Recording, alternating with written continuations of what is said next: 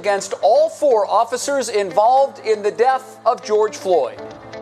Plus, business owners struggle to reopen after weekend protests turned into riots. What's next for them as they begin to put their pieces back together? We've seen the images of protest, but this we haven't seen. A black Cleveland police officer tearing up as he stands face to face with a protester. We'll talk to the photographer that captured the moment.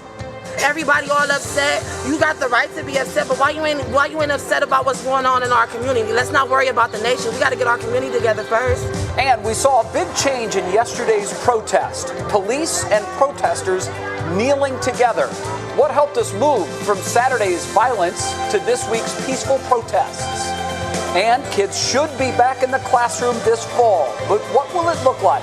What some districts are planning. What's new starts now. And now, live from WKYC Studios, this is What's New. Happy Wednesday, everybody. Thank you so much for hanging out with Jay and me tonight. We start with some new information in the George Floyd case, Jay. Yes, we do, Betsy. Good afternoon to you and as well to everyone watching at home. Former Minneapolis police officer Derek Chauvin, who knelt on Floyd's neck during the video of his arrest, is now charged with second-degree murder. That is up from the initial third-degree murder charge. Also new, the 3 former officers who were with Chauvin at the scene are now also facing charges. Tu Tao, Thomas Lane, and J. Alexander Kling are all charged with aiding and abetting a murder. These charges come 5 days after Chauvin was originally charged with third-degree murder and manslaughter. I strongly believe that these developments are in the interest of justice for Mr. Floyd, his family, our community, and our state. Now, the biggest difference when it comes to increasing the charges against Officer Chauvin have to do with the sentencing guidelines. He now faces up to 40 years in prison if he is convicted on those charges. The other news, and this is big for the 3 officers who were fired initially but not charged.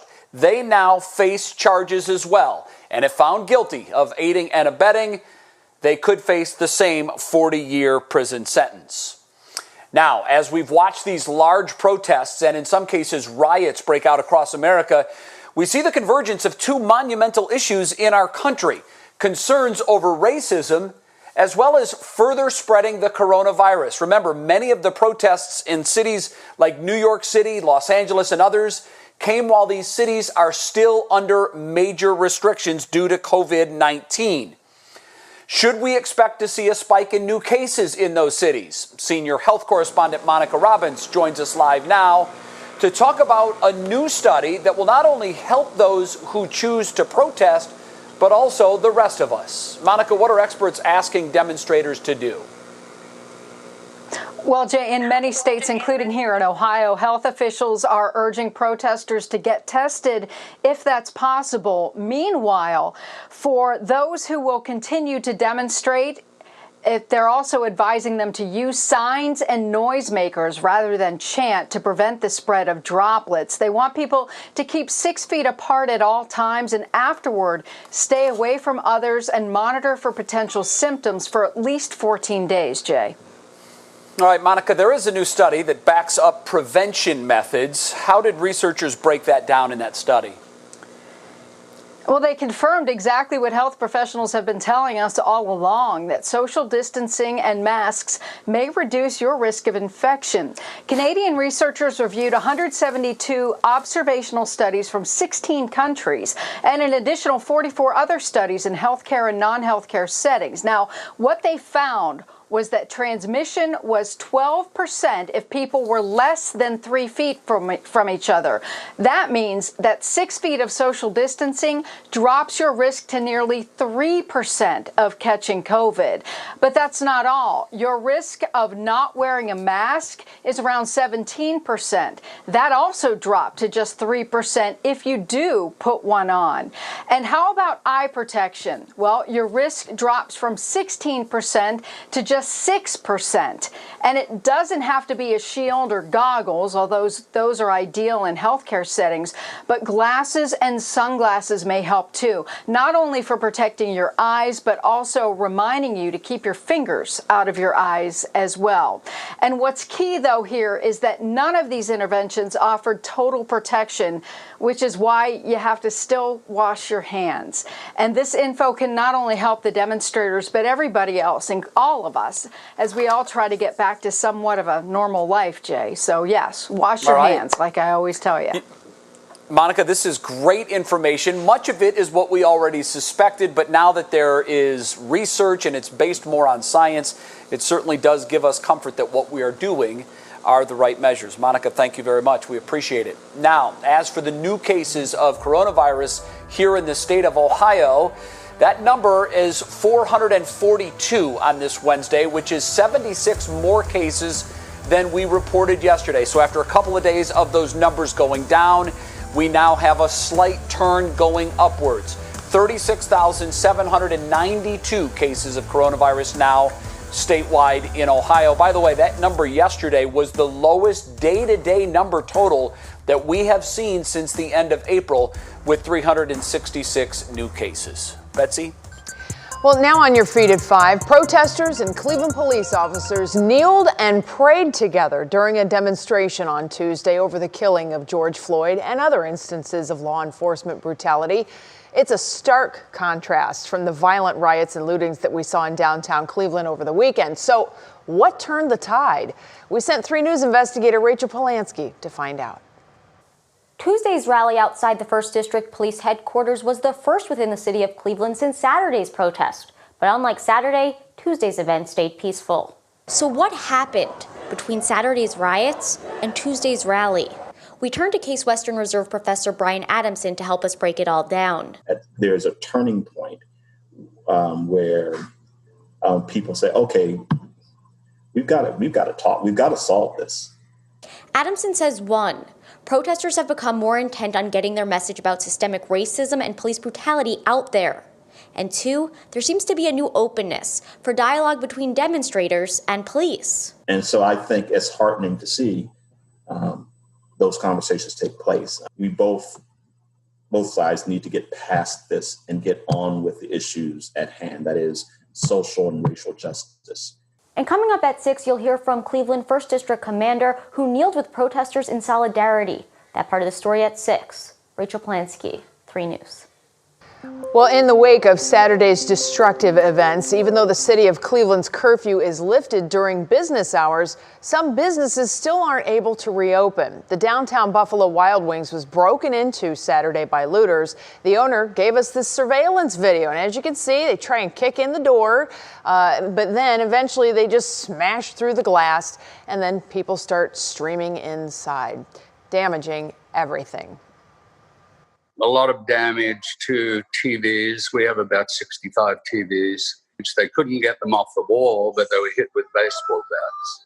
ATMs were stolen. All of our liquor was stolen. There's a lot of memorabilia, some very collectible items that are signed by sporting stars. Well, they are working with police to try and identify the people in the surveillance video, but they tell us their plan is to hopefully open Friday at lunch for takeout only, and then they're going to reopen the dining area as soon as they can. Jay? Well, Betsy, there has been so much talk about how we move forward now as a community. In the middle of the unrest, there were some powerful moments that are sparking important conversations. Let's bring in Tiffany Tarpley right now. Tiffany, you were made aware of a photo that was posted on social media. Tell us about that. Very powerful. Yes, Jay, let me just tell you, it was just so emotional. This is a moment that happened within those protests and even that unrest that happened on Saturday, but it really goes to show just how complex the issues are. Let's let you see it for yourself here. It shows a Black police officer with a tear coming down his eye. After reaching out to the Black Shield Police Association, we learned that he is a member of that organization, also a Cleveland police officer. Kevin Jones. Kent State University student Sylvia Lorson took this picture, and she says she tried to focus as much as possible on what the protesters were seeing, but also capture their anger and hurt. Lorson says protesters were saying things to the officer like, "You don't have to work with them." I do remember the moment that the one guy next to me said, "You do agree with us, don't you?" Because he wasn't saying anything while we were talking to him. He was just staring straight ahead. And as soon as that person said, like, "You agree with us," he just closed his eyes. And this is what you see. Lorson says the officer reached out to her on social media, and one of the things he said to her was that change is coming and it starts with him. Now, she says she noticed the tears while she was out there, but it wasn't until she got home to edit that picture that she saw that he was crying, Jay. Coming up at 6 o'clock, you're going to hear the words from this officer about that day. All right, Tiffany, very powerful. Thank you very much. We appreciate it. It's time now to get a check of other stories making headlines this Wednesday afternoon, and for that we bring in Russ Mitchell. Russ, very good afternoon to you. Jay, good afternoon to you as well. Here's what's happening. A Canton police officer has resigned over what the department calls a highly inappropriate social media post. We were told that Patrolman Andrew Russ resigned before he could be terminated. Canton Police Chief Jack Angelo says he learned about the post last night.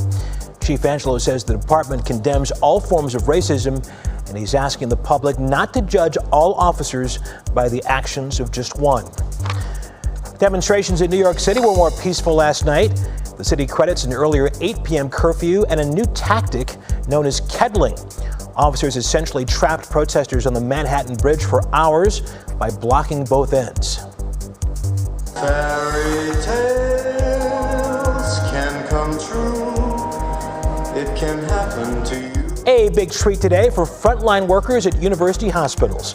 The Cleveland Ballet showed up to perform for them as a thank you for months of long hours during the coronavirus pandemic. That is very nice. Jay, I didn't get to say this to you on Monday. Congratulations, Jay Pop, on becoming a grandfather. That's fantastic. Thank you very much. I'm very excited about this new phase in my life. It was interesting, Russ, looking at that last clip of video. I'm not sure who enjoyed the performance more, those that they were performing for or the actual performers, because you know they've been left without practicing their craft as well. I'm sure it was a release for both sides. That is true. A lot of smiles on both sides, as you said. Definitely. Russ, we'll see you with more headlines coming up at 5:30. Thanks. Coming up on What's New, the goal is to have kids back in the classroom this fall. We heard that from the governor yesterday. We find out what some school districts are doing to make sure they're ready for that. And Stephanie Haney, hello to you. What's clicking in Cleveland? Jay, it looks like the NBA has finally decided on a plan to get back on the court, so we'll break that down for you. Now, Matt, how is the weather looking today? Hi there, Steph. We're already feeling the relief across the northern tier of our counties, but still a storm threat exists down to the south. We'll show you the latest radar, and we'll take that forecast through the weekend coming up.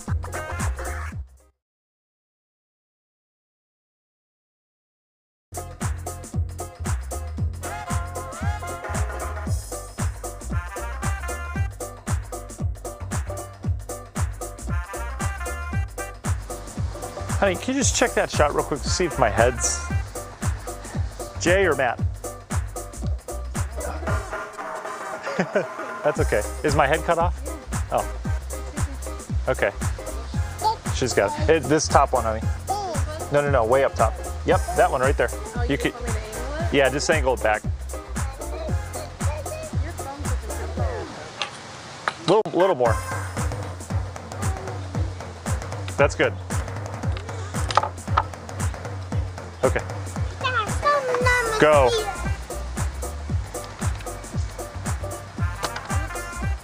Thanks a lot, Al.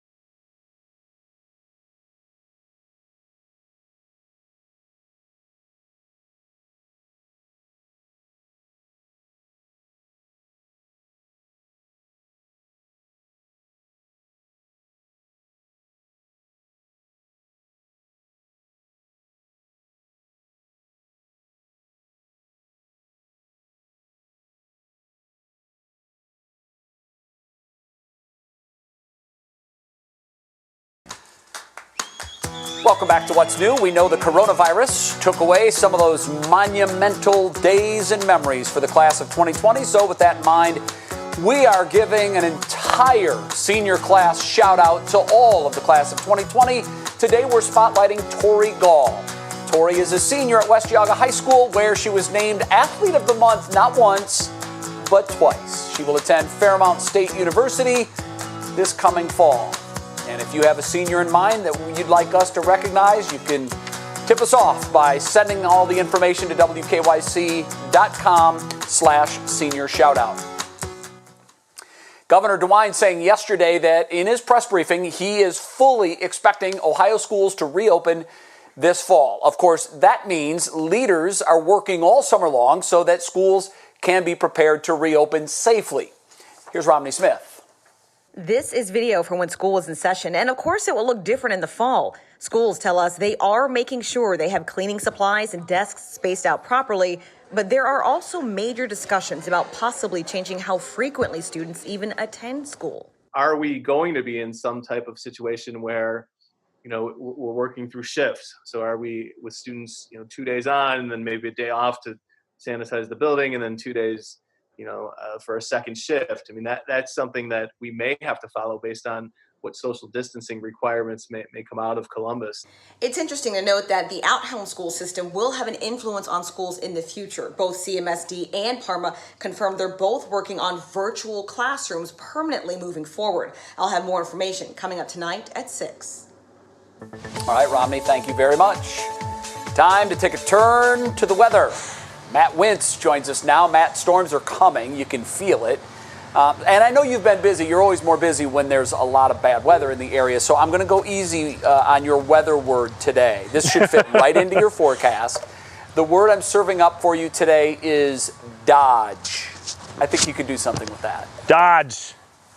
Well, Jay, listen, I know we don't like to do this ahead of time, but we're going to dodge the thunderstorms here as we go throughout the evening. A couple things have changed with the forecast throughout the day.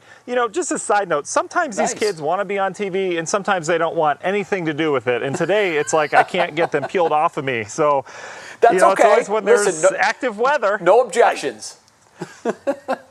I know. Here neither. I can't get enough of, sometimes, but today it's a good day. So, all right, so let's talk weather setup. The showers and thunderstorm threat that we had have shifted south over the course of the last really 6 or 7 hours since we've seen some of the latest data come in. So this is a big picture. I want to start you off with this. Yeah, we have some clouds moving in, but on top of that, we've got some pretty stable air moving into northeast Ohio. So that thunderstorm threat is going to be pushed farther to the south. You can see a couple storms try to get going out in Ashtabula County earlier. Those now heading over into PA. But by and large, we have no rain in the viewing area right now, just some darker clouds, especially down towards Summit County. One of the big reasons for that is CAPE. I know Betsy hit it on this last night. This is the amount of energy in the atmosphere, or the buoyancy to the clouds to be able to rise up and develop into massive thunderstorms. We don't have a lot. In fact, it's actually going down as we bring in more stable air.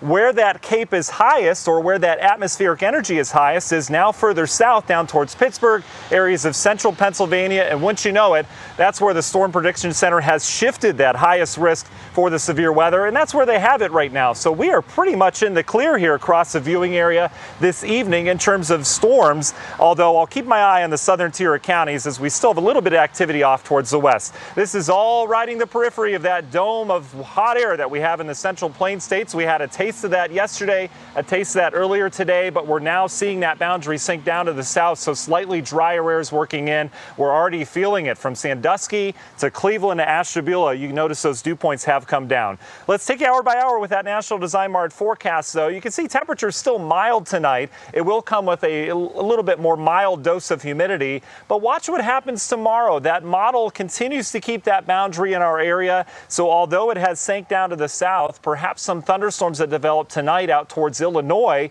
may roam across Indiana tonight and tomorrow morning. More of a similar setup of what we had in the viewing area this morning, is that we'll have a decaying cluster of showers and storms moving in. Severe weather at this point tomorrow morning, not anticipated, but again, we could get some rumbles of thunder becoming just showery after that. It does look like we get a break throughout midday Thursday, and then look at that, more heating in the day, a boundary that's still in place. We run the risk of some developing showers and thunderstorms. Some could have some very heavy downpours, and some could have some strong winds with it. That's something we'll keep an eye on. Much the same the risk today, but it's all dependent on where the outflow boundaries end up from those thunderstorms in the morning. But I think we stand a pretty good chance of some rain and thunderstorms again tomorrow afternoon. Everything comes to an end Thursday evening. Friday, we start the day with a cold front well to our north and the west. We're going to be back in the muggy air on Friday. I'm not too impressed with our thunderstorm chances on Friday, but again, we are going to have some isolated to scattered at times thunderstorms, especially later in the day Friday.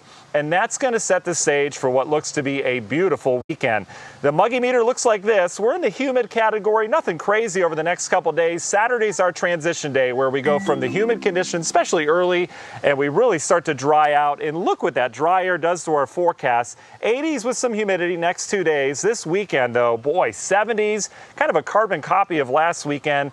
But then it's right back to the heat, as you'd expect this time of year, up near 90 again on Tuesday. And then we have to watch the remnants of what could be tropical storm, if not Hurricane Cristobal in the Gulf of Mexico. That may impact us later on next week. So, Jay, the kids are nowhere to be found.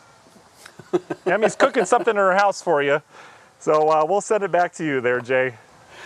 All right, Matt, thank you very much. We can't get enough of them. The warmer weather makes us start to think about baseball and watching baseball again. And right now, the status of Major League Baseball having a season seems to be in jeopardy. Let me update you on the very latest on where things stand. The players had initially rejected an offer from the owners to play an 82-game schedule, which would have been about half of the regular season, with some salary reductions, but not major. The players, in turn, countered with their own proposal that they sent to the owners, a 114-game regular season. According to my friends at ESPN, and they've talked to several sources on this, Major League Baseball has rejected that offer from the Players Union to play 114 games. And the word is from those sources, Major League Baseball does not plan to make a counter proposal. Where that leaves us with a potential baseball season, I think you can figure it out. It is very much up in the air. We'll continue to update it as it becomes available. On that note, the NBA could be making a comeback very soon. That is good news. Stephanie Haney has all of the details next in Clicking in Cleveland.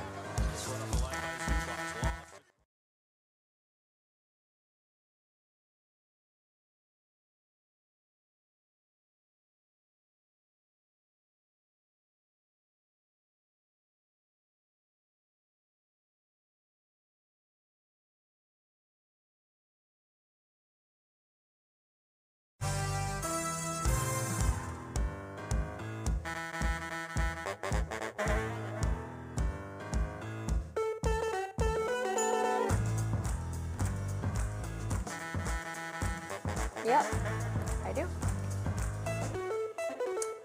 Betsy, this is what's clicking in Cleveland. Yes, we're talking about NBA great Wes Unseld, who has a tie to the Love family.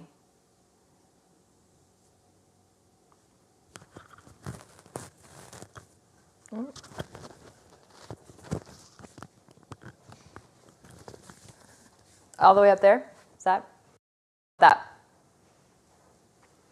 We're talking about NBA great Wes Unseld, who not only... Okay, good.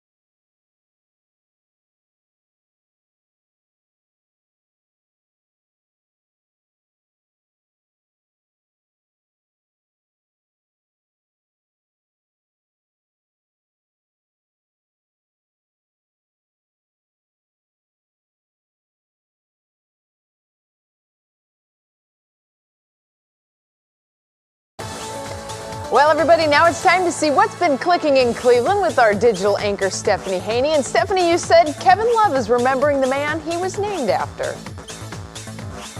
Yes, Betsy, the man that he was named after, and also that has a very close tie to his family. We're talking about NBA great Wes Unseld. Following a series of health issues, Unseld passed away on Tuesday at the age of 74. So Love shared his photo on Instagram, writing, "Proud named after such a great man, a legend, and a leader. Wes, you will be missed by the NBA family and all people whose lives you touch. Rest in peace." And if you're wondering how Kevin Love is named after Wes Unseld, it's his middle name, which is Wes. The 1969 NBA Rookie of the Year and MVP played alongside Kevin's dad, Stan Love, on the Baltimore Bullets. While we're on the topic of basketball, we saw this one coming, you guys. The NBA has a plan to return, and it does not look like it includes the Cleveland. So according to The Athletic, NBA Commissioner Adam Silver is expected to propose that 22 of the league's 30 teams return to the court on July 31st. That'll be at Disney World in Orlando. So that'll be the 16 teams already in playoff positions, plus 8 more, but not the Cavs, who have the second worst record right now in the NBA. The teams that do come back will play 8 regular season games to decide playoff slots. And the NBA Board of Governors is expected to approve this plan on a 12:30 p.m. call tomorrow. And there is a new millionaire in Northeast Ohio, so everybody make sure you're checking in on your Twinsburg friends. That's because lottery officials say a $1 million winning ticket in Tuesday night's Mega Millions drawing was sold in Twinsburg at Twinsburg Beverage. So the winning ticket matched 5 numbers, 9, 20, 23, 26, and 29, but missed out on the big jackpot because it didn't match the Mega Ball, which was 8, which is a bummer for them, of course. But that's good news for people that want to keep playing, because since nobody won the big jackpot, there is now a $378 million estimated prize up for grabs on Friday in the 11 o'clock drawing, Betsy, so we can all hope for that. My bank account will look fantastic with that. I'm sure a lot of people's bank accounts could benefit from that as well, but you have to play. Yeah. That's kind of the hard part for me. So, oh well. We'll keep on trucking. Thank you, Stephanie. We'll see you soon. Well, still ahead, we have seen police walking with protesters, and we speak with a legal analyst about the impacts that could have and what they can do to help cops create more trust in their communities. And Jay-Z took out a full-page ad in the Plain Dealer, of all things. We'll explain what all that was about. Plus, could excessive amounts of alcohol increase the severity of your COVID-19 symptoms? We're going to answer that question.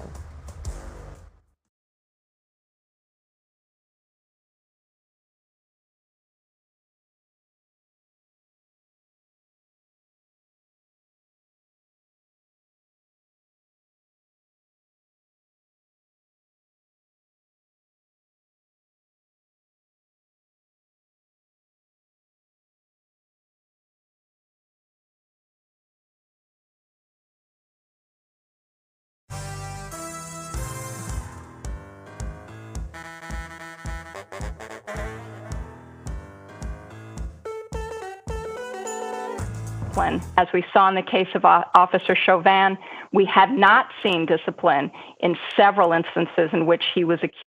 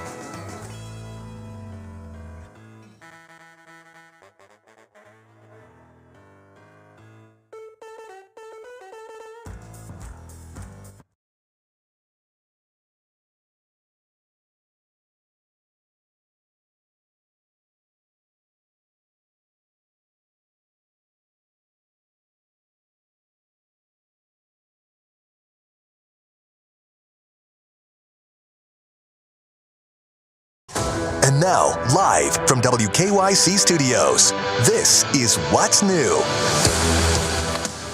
And welcome back to What's New on this Wednesday afternoon. You know the drill. That's halfway to Friday. We're almost there, Betsy. It's time now for our Tell Me Something Good segment. Betsy, a COVID-19 patient gave back to all of the doctors and all of the nurses that helped make such a difference for him. This is great. We definitely love seeing the clap outs and hearing about people recovering and getting better and telling us those experiences. So Larry Davis spent 27 days in the hospital, but he's now coronavirus free. So to thank all the nurses who took care of him, he showed up at UH Portage Medical Center with 15 pounds of chocolate. Oh yeah. Now keep this in mind. All of the chocolate came from his favorite chocolate factories from all across the country because Jay, he is a pilot. So he probably has a pretty good idea of where those chocolate hotspots are. That's a great story. And chocolate is almost a grand slam every time. It's going to work in just about all occasions. I think you'd agree it worked in this one, too. It's the universal language of gratitude. Yes, it is. Betsy, thank you very much. Now it's time for our top talker. George Floyd's 6-year-old daughter, Gianna, is putting a smile on people's faces with this video. He did what?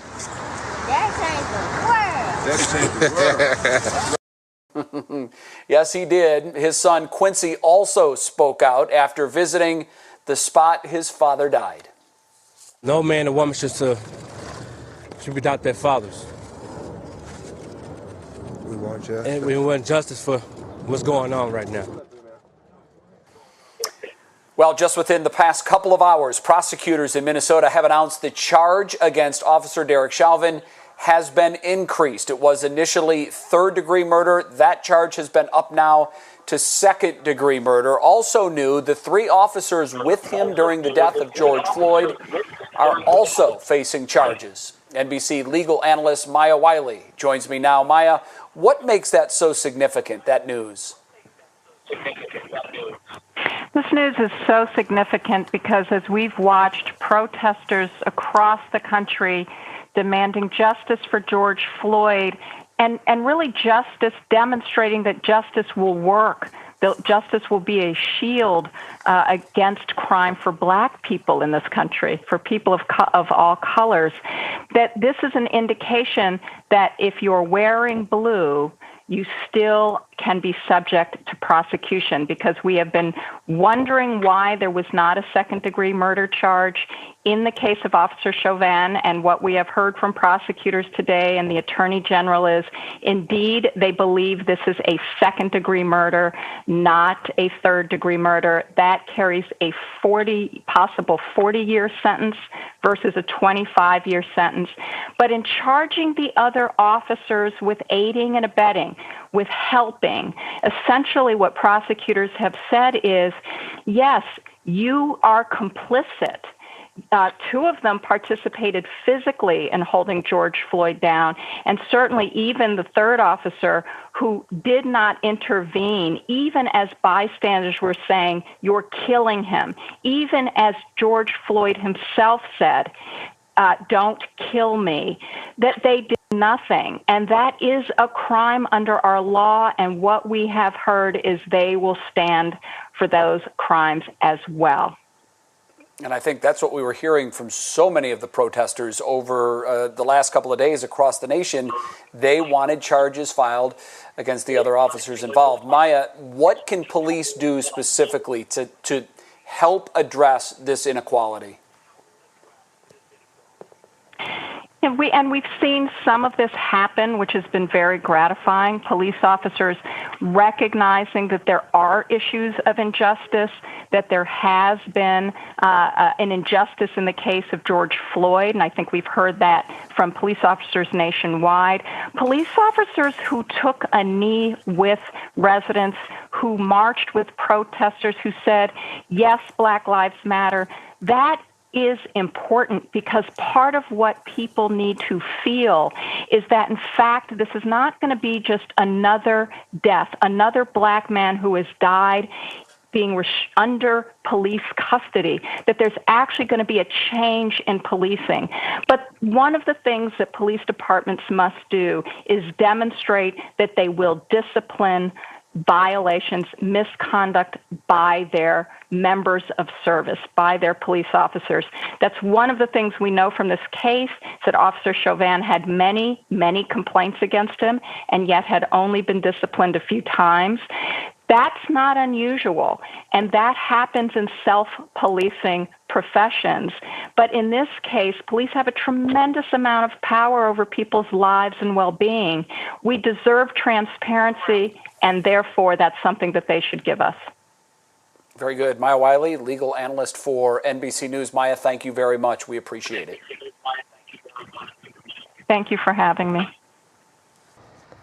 Well, it is now 5:35 and a half. Let's check in with Russ Mitchell for a look at today's other big stories here at the bottom of the hour. Hi, Russ. That half, very important, Betsy, of course. Thank you. Here's what's happening. Governor Mike DeWine says Cleveland will not be an option for the Republican National Convention after President Trump said he is moving it from Charlotte, North Carolina. The president, angry after North Carolina's governor said he could not guarantee a full capacity indoor convention because of coronavirus concerns, said last night the state was out. There are no reports of any other states asking for the convention. Governor DeWine said today that mass gatherings are the last thing that will return to Ohio. Akron police have released video of a smash and grab robbery at Golden Diamonds jewelry store at Chapel Hill Mall Monday. You can see a group break the jewelry case and remove several items. Chapel Hill was placed on lockdown and closed after this incident. It is not clear when it will reopen. And former President George W. Bush has issued a statement about the death of George Floyd and the demonstrations that followed. He asks the questions, how do we end systemic racism in our country? And says, quote, "This is not the time for us to lecture. It is time for us to listen. It is time for America to examine our tragic failures. As we do, we'll also see some of our redeeming strengths." And President Obama addressing folks now at a town hall meeting. That should be interesting. Have more on that, of course, tonight at 6 and 11. Betsy? All right, we look forward to that. Thank you, Russ. Jay? Well, Betsy, a big-name celebrity is getting a lot of attention here in Cleveland. Jay-Z took out a full-page ad in the Cleveland Plain Dealer and other papers across the country as well. He and his company are working with activists, attorneys, and parents of young black men killed by police. The strongly worded message quotes a speech from Dr. Martin Luther King Jr. It says, in part, "We're going to stand up amid anything they can muster up, letting the world know that we are determined to be free." Jay-Z signed the letter. CNN is reporting it also appeared in the New York Times, the LA Times, Chicago Tribune, Denver Post, as well as the Philadelphia Inquirer. While some celebs push for equality, others are raising money in the fight against COVID-19. Here is Stephanie Haney now with your Daily Pop Break. You can't forget the opportunity to be outrageous. Photographer Mark Seliger is not missing that opportunity. The famous picture taker is auctioning off 25 photos of famous faces with all of the proceeds going to COVID-19 relief efforts, and some of them are a touch risque. Lenny Kravitz, Jennifer Aniston, and Julia Louis-Dreyfus are all featured photographed in the buff, with part of the U.S. Constitution written on Julia's back. Those 3 photos alone already have bids totaling more than 10 grand, and there are still 9 days left in the auction. Lea Michele is apologizing today after losing an endorsement over being accused of racism by several of her former Glee co-stars. Broadway star Samantha Ware quoted a tweet Michele posted calling for justice in the death of George Floyd, writing, "Remember when you made my first television gig a living hell?" and citing traumatic microaggressions. 3 more black actors who appeared on the show applauded Ware, and Dabier, who guest starred on the show in 2014, and said that Michele didn't let him sit with the cast members at lunch because he didn't belong there. Michele responded on Instagram saying that she clearly acted in ways that hurt other people, and that since she is a few months out from having a child of her own, she hopes to learn and do better in the future. And Warner Brothers Entertainment is giving everyone the chance at a free education throughout the month of June. The production company is now streaming their film Just Mercy on all digital platforms for no charge to teach people about systemic racism. The film stars Michael B. Jordan, Brie Larson, and Jamie Foxx, and tells the true story of a lawyer attempting to save a black man wrongfully accused of murder in Alabama in 1987. Now is a great time to listen and learn, my friend. I was just about to give up when I got a call from a Harvard lawyer. If you have already seen Just Mercy by chance, we have a full list on WKYC.com, and you can also find that in our WKYC app of recommendations from the head of the Akron chapter of the NAACP. Just a couple of those, to name a couple of them. On Netflix, there is 13th and When They See Us, Jay. So lots of resources there for people to educate themselves right now. All right, very good suggestions. Stephanie, we appreciate it. Coming up on What's New, a lot of people have been drinking more alcohol to cope with being stuck at home, but excessive amounts of alcohol could play a factor in the severity of COVID-19 symptoms if you get it. We'll look into that. Plus, Matt, the weather's looking up, I hear. Well, hi there, Jay. Showers and thunderstorms still possible across portions of our viewing areas we go through tonight. And then we do it all over again the next couple days. We've got that forecast for you coming up after the break.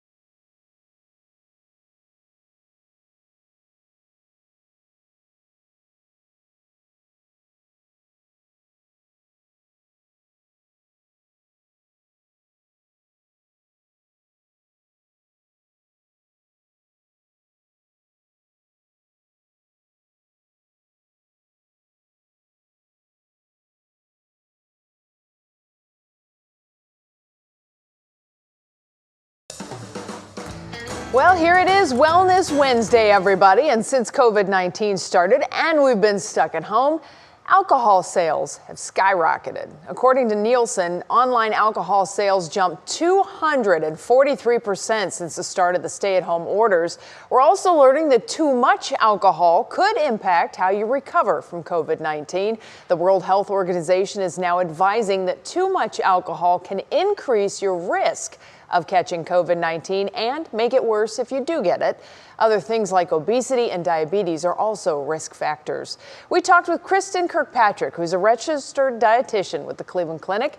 She told us that if you've been coping with stay at home by indulging in a couple drinks a night, well, you might want to start cutting back. Not to say that you shouldn't have any alcohol, but if you can't do it in a moderate manner, there are some real health consequences that can come at the end of this. Once we get back into normal life, whenever that is, if you've spent 12, 18, 24 months having alcohol every night in excess amounts, there's a lot of harm you could be doing to your health. Okay, so what is okay to drink? Well, Kristen suggests not drinking alcohol every day. Your liver does need some time to recover. She also says that if you're going to drink, know your limit. The CDC says that limit is 1 drink a day for women and 2 drinks a day for men. Again, you may be a little different than that. Let's talk about this weather, though, shall we? Because, man, things really heated up this afternoon. I got to tell you, Matt, I really thought as soon as I saw those blue skies, we're going to be a lot warmer than we expected today. And indeed, that was the case. But interestingly enough, that heat did not translate to storms for us. Oh, we got a butterfly. You're absolutely right, Betsy. Yeah, apparently we do. Betsy, yeah, I'll ask her later. I think she's preoccupied right now. But you're absolutely right. We talk about the ingredients that go into severe weather, right? And we had the heat, we had the clear skies and the heating, but it's not always about just the heating. There's a lot of other factors like moisture, ability for that to lift.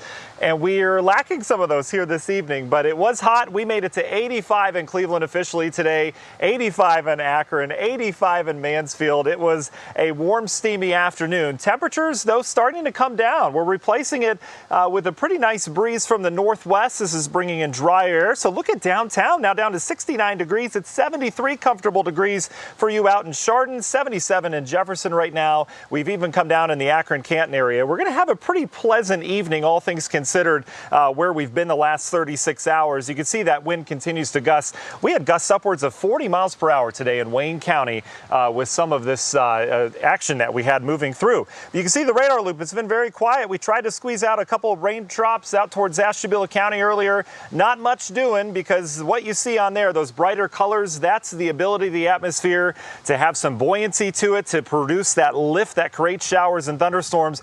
And it is not in northern Ohio. In fact, we are getting more stable by the hour. If you look up, we've got stratocumulus clouds. It's a very stable layer that we have there.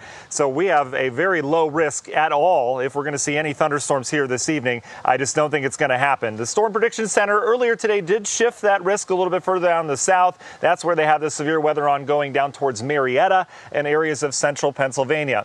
But the ridge continues to be in place. We've got that ridge of heat across the central part of the country. And along that ridge, we've got more thunderstorms expected to develop. Areas not just of Illinois, but back as I circled there in areas of Nebraska and South Dakota. That little ripple of energy will move along this boundary tonight and tomorrow, and that will likely trigger some more thunderstorms, or at least a chance for them as we go throughout the day tomorrow. But nothing doing tonight. We are quiet. We're going to be a little bit cooler, a little bit less humid. I think it's going to be more comfortable for everyone tonight, even farther down to the south, where we're going to lose a little bit of that edge for the humidity. Your National Design Mart hour-by-hour forecast showing we've still got mild temperatures. We're only going to settle in the mid-60s tonight, but overall a little bit more comfortable. That boundary, as I mentioned, will be wobbling through the area tomorrow. We may have a decaying area of showers and thunderstorms tomorrow morning moving in from the west. All eyes will be on the radar tonight out towards, as I mentioned, Illinois and Indiana. That should fade. I think we clear out for a while tomorrow, many dry hours before we spark more showers and thunderstorms throughout the afternoon. It will not be as hot tomorrow as we'll be on the northern periphery of that boundary. So I think high temperatures will stay in the upper 70s to low 80s. We'll quiet down by Thursday night, and then that boundary should come surging north on Friday. That brings the heat and humidity back to the forecast with some isolated to even scattered showers and storms. Again, I'm not too impressed with Friday's storm chances, a little bit more impressed with tomorrow's. The Muggy meter brings in refreshing air by Saturday afternoon and evening. Sunday and Monday is going to be air you can't even feel. We're back to another weekend refresher as we had last weekend. Universal Windows Direct 7-day forecast, 85 degrees for a high on Friday before we bring in clearing skies on Saturday. And then next week, the heat is back. We're up to 90 on Tuesday. Emmy, really quick, tell Betsy what happened to your butterflies that we grew. Okay, I let them loose. You let them loose. Have you seen any? I did. I just saw one white one. The white one? I don't think we had a white one that hatched, but that's okay, honey. Yeah, they're here somewhere enjoying life, aren't they? Yeah, anyway, butterfly update for you. There we go. We'd love to see them. The chrysalises have hatched. Is that right? The chrysalis? Wow, we got a whole plethora of things happening over there. Well, good luck with that there, Matt. We'll see you tonight again at 7 o'clock. Appreciate it. Appreciate it. Well, it is Wednesday, and that means it is time to get an update on our masks initiative. You know, we have been collecting masks. We're hoping to get 10,000 of them, that homemade masks, to donate to the Greater Cleveland Food Bank workers and all of their volunteers. Remember, they not only have the food bank here in Cleveland, but they also have many community partners throughout Northeast Ohio. There are so many of you that have brought masks to the station. You've sent them in. You've also taken them to the food bank. All of the information of where you can donate is on your screen at the food bank on Waterloo Road. Attention, Kevin Greisinger, or here at the WKYC studios on Lakeside Avenue in downtown Cleveland. Now, there was a catch, if you'll remember. If you make or collect at least 250 masks, I will come and pick them up myself. Well, I had my first run over the weekend. Went out and met Suzanne and Sandy, who have been cranking out the masks, and this big box they donated. I think it's over 250 masks. We are going to compile our list, and we do have several stops to make. I'm very excited about this. I am targeting the week of June 15th to do my driving around Northeast Ohio. So if you're going to commit that 250 or more masks, send me an email, Betsy Kling at WKYC.com, and we'll get you on that list. I'll drive out, say hello, take a picture, get those masks from you. Now, I know one of the things that has been more precious than gold lately has been elastic, specifically 1/4-inch white elastic. Thanks to a donation from Joann's that's based in Hudson, pins and needles stores are going to help us distribute thousands of yards of 1/4-inch elastic that was donated. Again, that will be at the pins and needles stores in Middleburg Heights, Mayfield Heights, and North Olmsted. We'll be right back.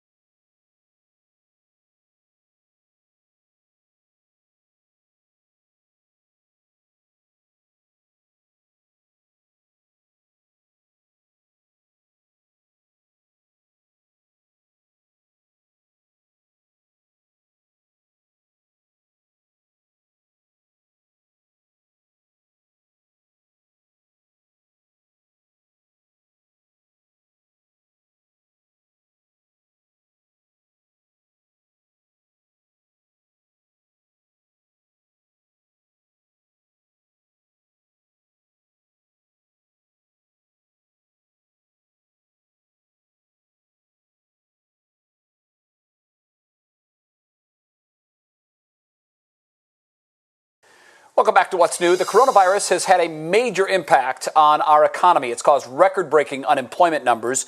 But just how big is this problem, and how does it compare to any other time in our history? Our consumer investigator, Danielle Serino, is here to break down the numbers. Out of luck and out of work. For millions, the Great Depression no longer seems like a bygone era. In 10 weeks, nearly 41 million Americans have filed jobless claims. That's more claims filed than in the previous 178 weeks combined. Think of it this way. If you took every man, woman, and child living in New York City, LA, and Chicago and multiplied them not by 2, but by 3, you'd have about the same number of people who have filed claims since the start of this. Ever since the days of World War II, U.S. unemployment has risen and dropped slowly, gradually revealing recessions, periodic dips followed by rises, not one of which touched double digits until April, when the U.S. recorded the largest one-month percentage increase in our history. A shock to the American economic system, a shock felt so acutely over such a short period of time that Congress decided it was simply too much for too many to handle. Before all of this, the average weekly unemployment insurance benefit was around $388, which is on average about 40% of what the unemployed earned before they lost their jobs. In March, Congress agreed to add $600 to make weekly payments roughly the same amount the average worker made pre-pandemic. Basically, what he or she earned before, they receive now thanks to the government. Problem is, state unemployment programs are running out of money quickly. At least 9 states have already reached insolvency and have asked to borrow money from the feds to backfill their own funds, including Ohio, and more will follow. Come the end of July, that $600 bump in payments is, as of now, set to expire, leaving tens of millions with a serious problem. Try to find a job in a market filled with tens of millions of new and desperate competitors, or settle in for a summer unlike any we've seen since the days of a depression almost every one of us experienced only within the pages of a history book. Danielle Serino, 3 News. Danielle, thank you very much. We're back to wrap up this edition of What's New right after this.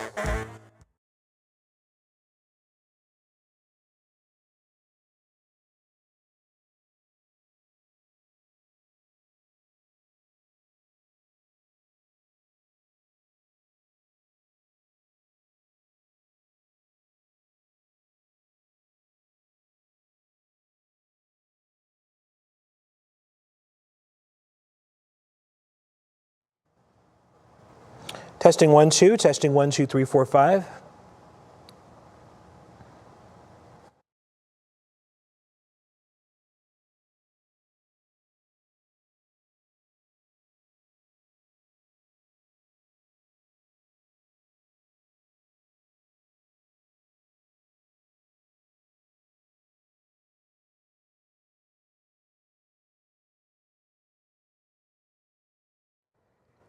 I'm Laura Queso. We have a lot to get through tonight at 6 o'clock. Thank you.